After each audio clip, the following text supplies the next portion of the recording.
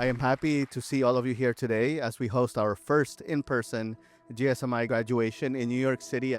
We had this idea, we have all this lived experience in getting into grad school. How can we use that experience to help the community who doesn't have access to good mentors?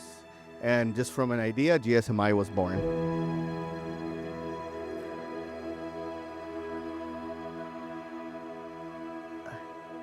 All right, my name is Robert Fernandez, and I'm the Executive Director of Científico Latino.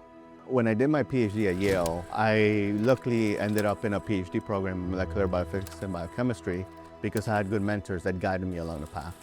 I definitely felt very isolated. I was the only Latino in my program. After my first semester of grad school, I was on academic probation because I was afraid to ask for help because I didn't want people to be like, of course he needs help, he's Latino. I was given a choice, do you want to stay or do you want to go? And I told them, I want to stay. This is what I'm going through. This is how I'm going to overcome it. And I learned that grad school is not something you do by your own. It's something you do as a community. 18% of the US population is Hispanic or Latino, but there are only 9% doctoral recipients who identify as Hispanic or Latino. And this isn't necessarily a talent issue. It's rather an issue when it comes to unequal access to opportunity. When I was in kindergarten, they asked all the kids what they wanted to be when they grew up. I always thought that if you like science and if you're good at it, you become a doctor. My sophomore year of college, the professor noticed that I was very intrigued by the papers that we were reading and the studies that he was showing. It wasn't until I went to his lab and really saw a scientist at the microscope. I asked him, I was like, how do I do this? I want to do this. This looks so cool.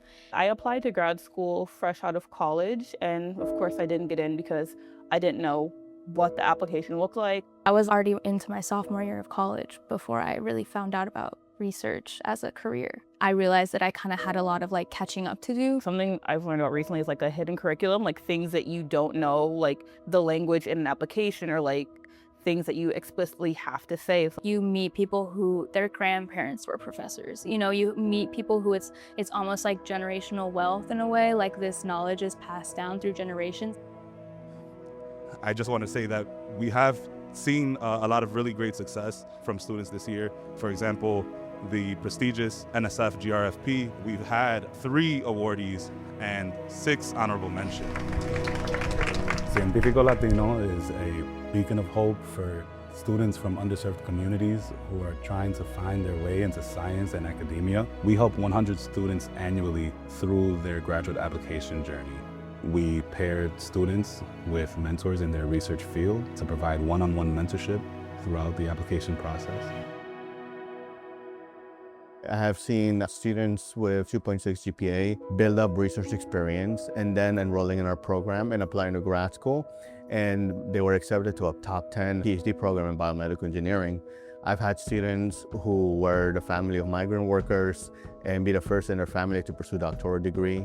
That program, I think the GSMI is the only reason that I got into grad school, to be honest. While I was going through the GSMI program, I got paired up with a current graduate student, so she helped me fine-tune my essays, helped me set up mock interviews, getting comfortable talking about myself, and also getting over that fear of people seeing who I am and being vulnerable. Having somebody who's a mentor to be there dedicated to you, they signed up to do this, to be I'm going to be a mentor to this person to get them into grad school, was a huge, huge help to me. And through this, I found out, how to write a good CV and how to write a good grad school application. That stuff is not trivial at all. Typically, a student this year applies to 10 schools on average. That's $100 per application, roughly $1,000 for one grad school application cycle. So students from low-income backgrounds have this disadvantage. Community is so important.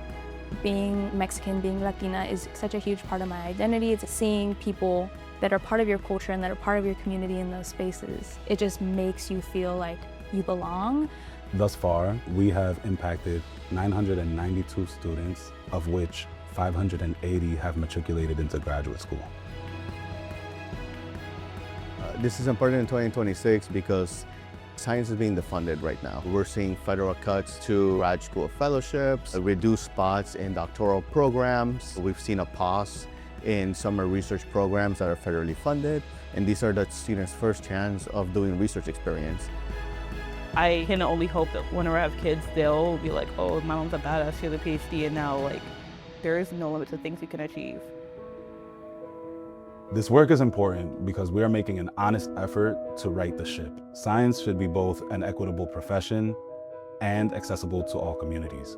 Right now, there are many entities, including universities and research laboratories, that have unfortunately lost funding because they aimed to help marginalized communities. Many of our scholars are feeling this pressure too and grappling with whether or not they truly belong in the space. Científico Latino is here to tell them that they do.